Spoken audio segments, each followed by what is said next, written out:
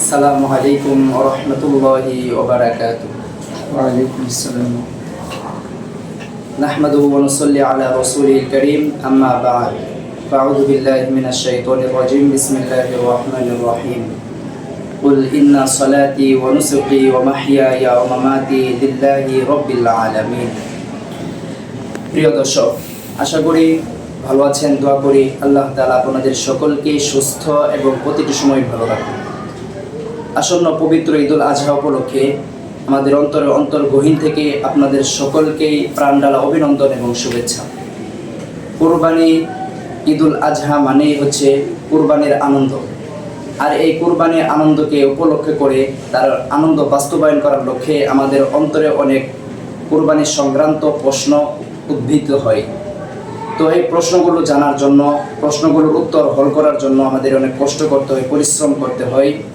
আর এই আপনাদের কষ্ট লাঘব করতেই আজকের আয়োজন প্রশ্ন পর্ব। সুতরাং আজকের প্রশ্ন পর্বের আয়োজনে মেহমান হিসেবে উপস্থিত রয়েছেন হাজী আকাশ আলী জামে মসজিদের ইমাম ও খতিব এবং হাজী আকাশ আলী মাদ্রাসার ভাইস প্রিন্সিপাল মুফতি আব্দুল্লাহ আল কাফি সাহেব। আসসালামু আলাইকুম ওয়া রাহমাতুল্লাহ। আমরা প্রশ্ন পর্বের শুরুতেই হযরতের কাছে আমরা প্রশ্ন রাখতে চাই। আমাদের দেশে শরিকানা কুরবানি হয়ে থাকে। তো একজনের কুরবানির নিয়ত এক এক রকম হয়ে থাকে এবং তাদের উদ্দেশ্যও এক এক রকম হয়ে থাকে। তো কুরবানির এই কোরআন নিয়ত সম্পর্কে কোরআন হাদিসের আলোকে তাদের কি নিয়ত সহি হবে, বা কোরআন হাদিস তাদের নিয়ত সম্পর্কে কি বলে, জনাব এই ব্যাপারে কিছু কথা বলেন। আলহামদুলিল্লাহ ওয়াসসালাতু লিআহলিহা আম্মা বা'দ। আমি অসংখ্য ধন্যবাদ জানাচ্ছি যারা আমাদেরকে শুনছেন, দেখছেন, পরবর্তীতে যারা দেখবেন, শুনবেন। আন্তরিক মোবারকবাদ, হৃদয় নিংড়ানো ভালোবাসা, অভিনন্দন ব্যক্ত করছি।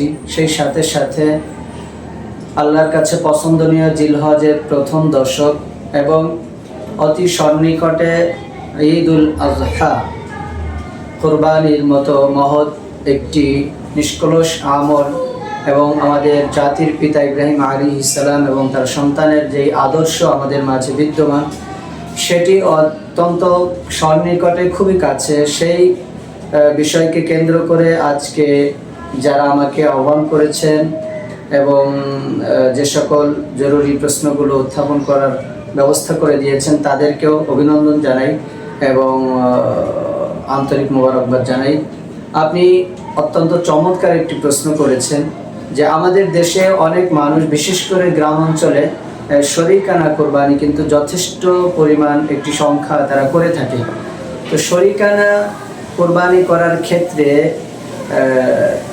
যদি কারো অর্থ, কারো নিয়তের ভিতরে গড়মিল থাকে, তাহলে তাদের কুরবানিটা আসলে কেমন হবে, তাদের কুরবানিটা কতটুকু কবুল হবে, একটি প্রশ্ন থেকেই যায়।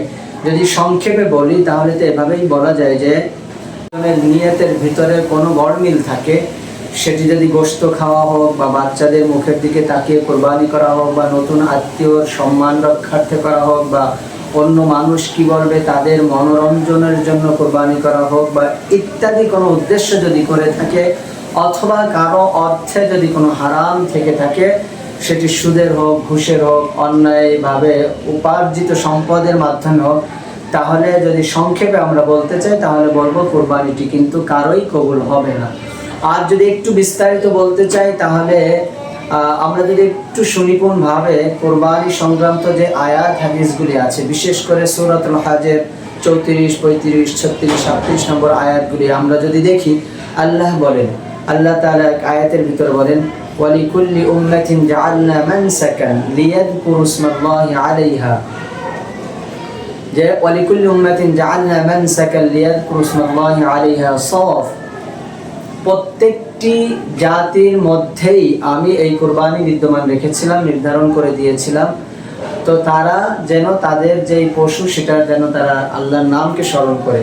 ঠিক অনুরূপভাবে আল্লাহ তাআলা 37 নম্বর আয়াতে বলেন, লা ইয়ানালাল্লাহু লুহুমুহা ওয়ালা দিমাউহা ওয়ালাকিন ইয়ানালুহু তাকওয়া মিনকুম।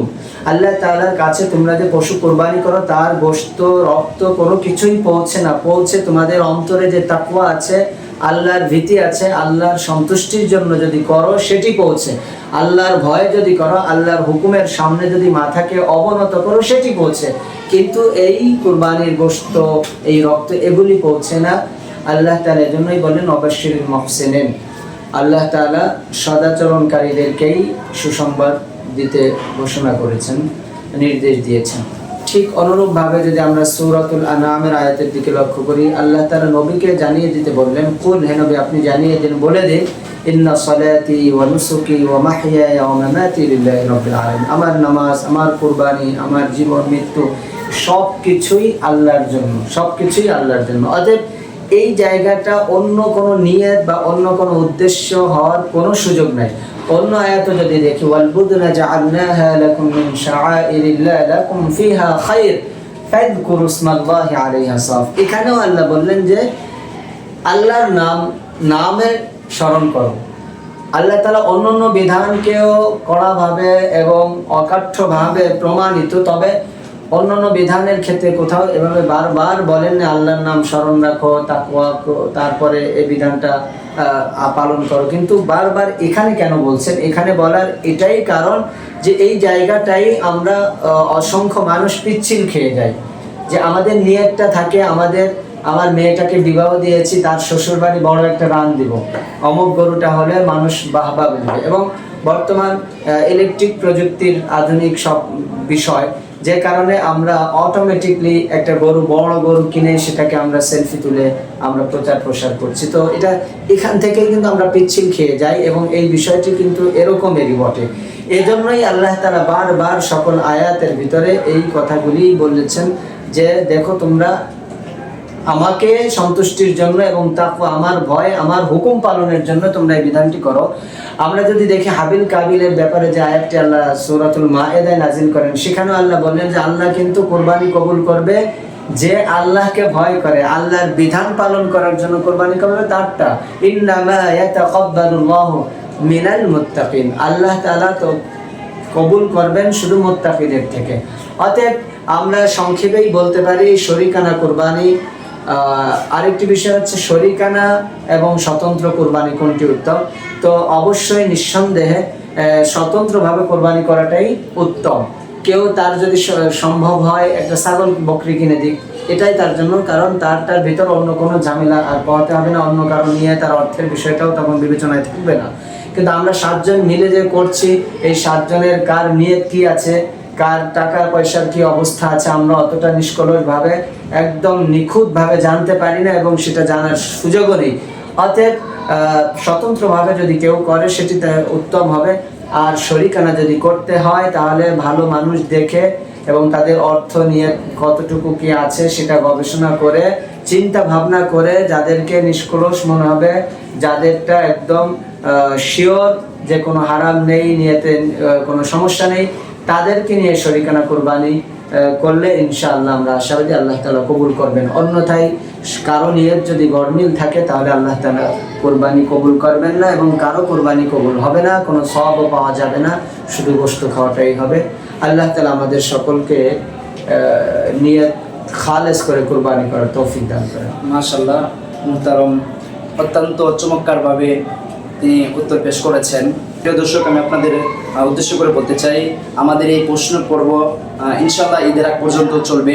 অনেক ভাই প্রশ্ন করেছে, আপনারাও যদি চান তাহলে কমেন্টে প্রশ্ন করতে পারেন। আমরা ঈদের আগ পর্যন্তই এই মাসআলা সংক্রান্ত প্রশ্নের উত্তর এবং জবাব দিতে থাকবো ইনশাআল্লাহ।